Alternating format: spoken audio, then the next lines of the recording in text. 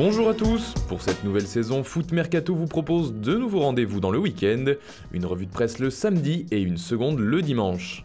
On commence aujourd'hui en France avec la victoire du Paris Saint-Germain hier soir face à l'AS Saint-Etienne 4-0.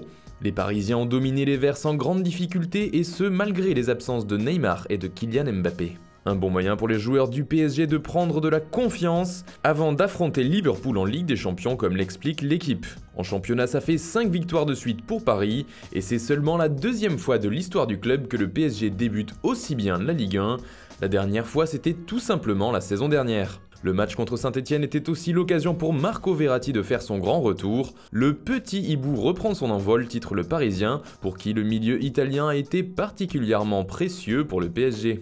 Encore en Ligue 1, Amiens et Lille s'affrontent ce soir, et l'an passé la rencontre a été marquée par l'effondrement d'une barrière, un accident qui avait provoqué la chute de dizaines de supporters lillois. Un an après, un rapport remis au juge d'instruction en charge de l'affaire pointe du doigt de nombreux dysfonctionnements dans le stade de la Licorne, explique le Parisien.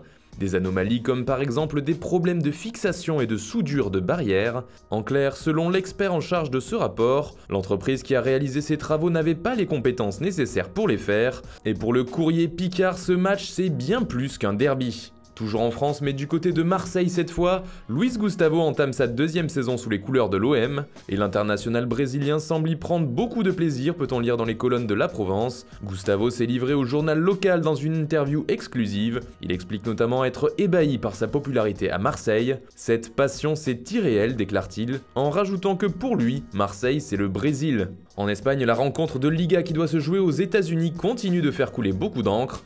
Hier, c'était Julen Lopetegui qui s'est exprimé sur le sujet, interrogé en conférence de presse. Et le quotidien AS en fait sa une. Toutes les équipes doivent jouer dans les mêmes stades, a-t-il déclaré. Il faut dire que ce qui fait la polémique du côté de Madrid, c'est que le Barça devait jouer son match contre Gérone à l'extérieur. Or, jouer ce match à Miami empêcherait son adversaire de vraiment jouer à domicile, avec la pression de leurs supporters, ce qui ne semble pas vraiment plaire au Real Madrid et à son entraîneur. Enfin, en Angleterre, Paul Pogba et José Mourinho font encore les gros titres. Cette fois, c'est une déclaration de José Mourinho en conférence de presse qui attise les tensions alors qu'il était interrogé sur le futur de son joueur. Si Pogba veut partir, qu'il vienne me le dire en face, a lancé l'entraîneur portugais, comme le rapporte le quotidien anglais Sun. Le coach de Manchester United a également expliqué que la situation de Pogba était totalement floue pour lui. La seule chose qui est claire, c'est que Pogba ne m'a jamais dit qu'il voulait partir, peut-on lire sur le Daily Telegraph. Voilà, c'est tout pour aujourd'hui, bonne journée à tous, on se retrouve demain pour une nouvelle vidéo sur Foot Mercato.